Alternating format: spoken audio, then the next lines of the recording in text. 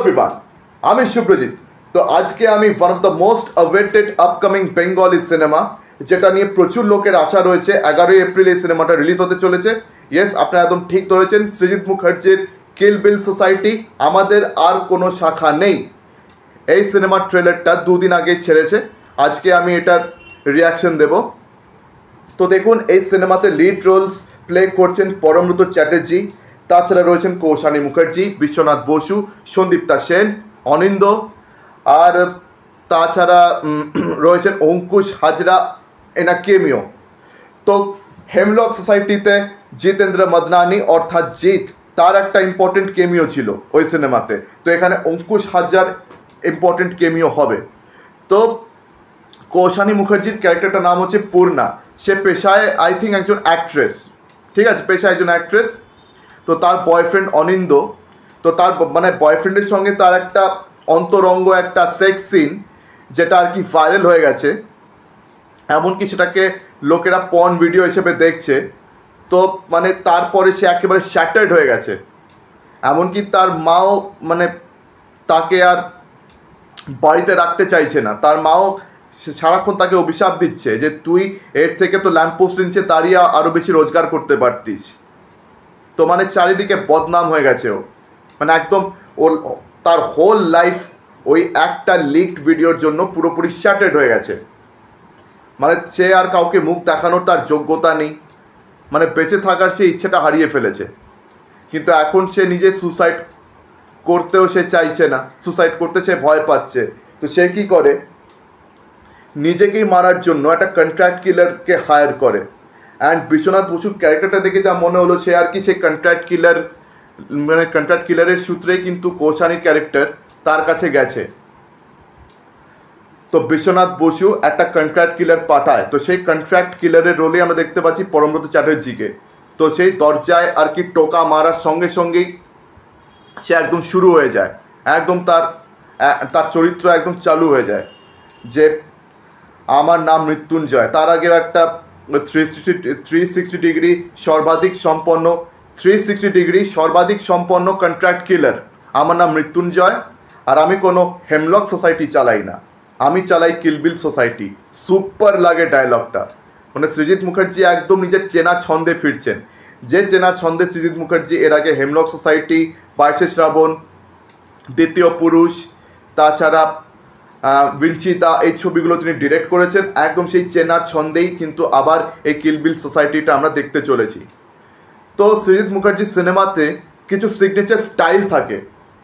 তো এই ধরনের সিনেমাতে সৃজিত মুখার্জি একটা ক্যারেক্টার এমন রাখে যেটা খুবই আনকমন, মানে দুনিয়াকে বাকি আমরা যে চোখে দেখি সেই ক্যারেক্টার কিন্তু দুনিয়াকে ওই চোখে দেখে না। তো সেই ক্যারেক্টারটা একটুখানি সাইকোটিক থাকে, তার মধ্যে একটা ওই সাইকোপ্যাথের মানে একটা অ্যাঙ্গেল থাকে, মানে তারও ক্যারেক্টার আর্ক থাকে ভালো। মানে সৃজিত মুখার্জির সিনেমাতে কিন্তু ওই সাইকোপ্যাথেরও কিন্তু একটা ক্যারেক্টার আর্ক থাকে, তবে সে কাইন্ড অফ একটু পাগলাটে তার কাটা টাইপ ক্যারেক্টার হয়।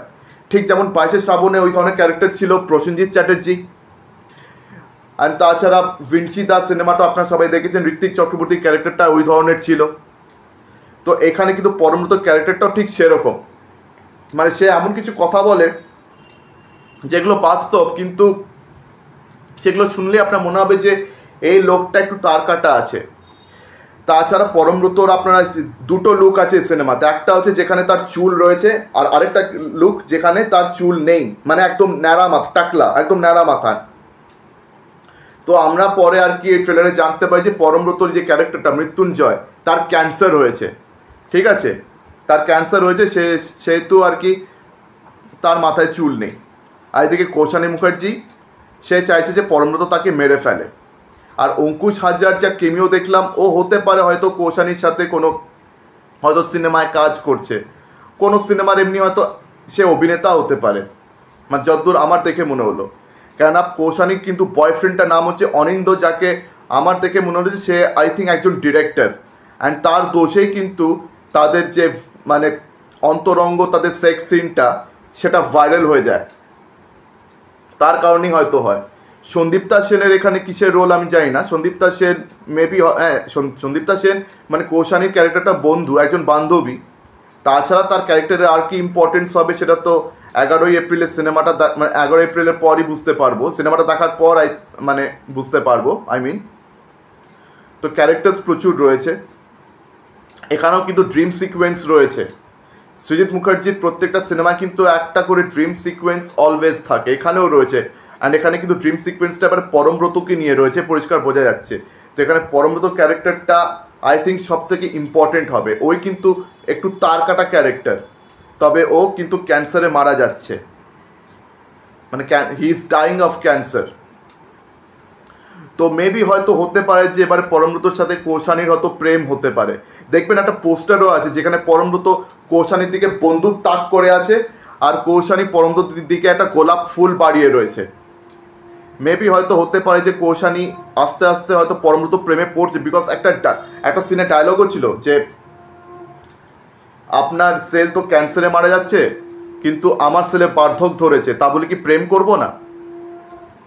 আপনার সেল তো ক্যান্সারে মরছে, কিন্তু আমার সেলে তো বার্ধক্য ধরেছে, তা বলে কি আমি প্রেম করব না? একটা সিন দেবেন মানে কৌশানী ওইভাবে বলছে।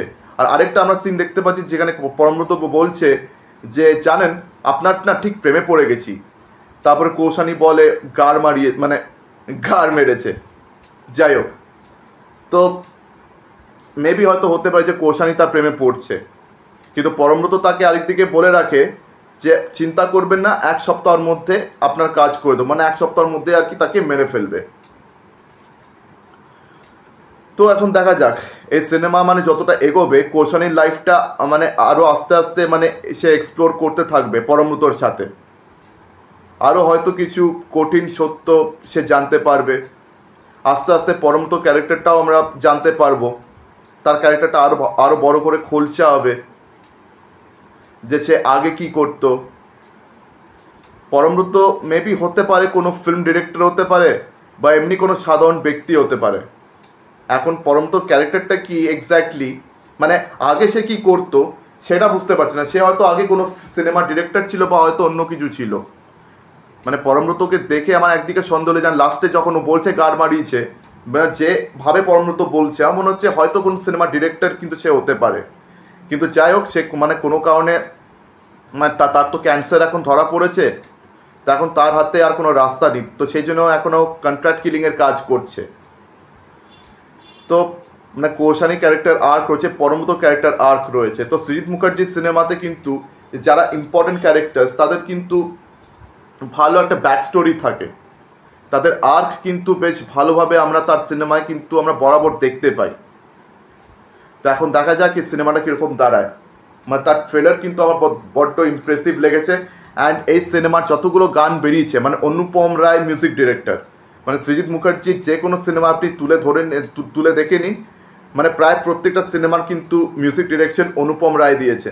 তো এখানেও কিন্তু কিছু ভালো গান আমরা শুনতে চলেছি, এমনকি ট্রেলারেও একটা যে গান আমরা শুনছি, ট্রেলারেও যে যতগুলো গান শুনেছি সব ভালো ছিল। অ্যান্ড তার গানগুলো আলাদা করে বেরিয়েওছে, মানে এই সিনেমার গান। তো বস, এটা একটা খুব ভালো প্যাকেজ হতে চলেছে। তো আমার যেটা মনে হচ্ছে যে এবার এই নববর্ষে কিন্তু এটা একটা দারুণ এনজয়েবল একটা বাংলা সিনেমা প্রমাণিত হতে পারে, আমার অন্তত তাই মনে হচ্ছে। তো আপনাদের এই ট্রেলার থেকে কি মতামত? আপনাদের কি মনে হচ্ছে এই সিনেমাটা কীরকম হতে পারে? আপনাদের ট্রেলারটা কেমন লেগেছে আমাকে অবশ্যই কমেন্ট সেকশনে জানা। তো সৃজিত মুখার্জির সিনেমা নিয়ে আপনাদের কি মতামত? আপনাদের ওনার সিনেমা কীরকম লাগে সেটা আমাকে কমেন্ট সেকশনে অবশ্যই জানান। তো আজকের দিনের মতন আমি ভিডিওটা এখানেই শেষ করছি।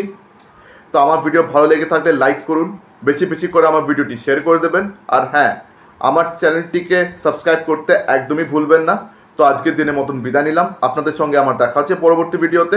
ধন্যবাদ।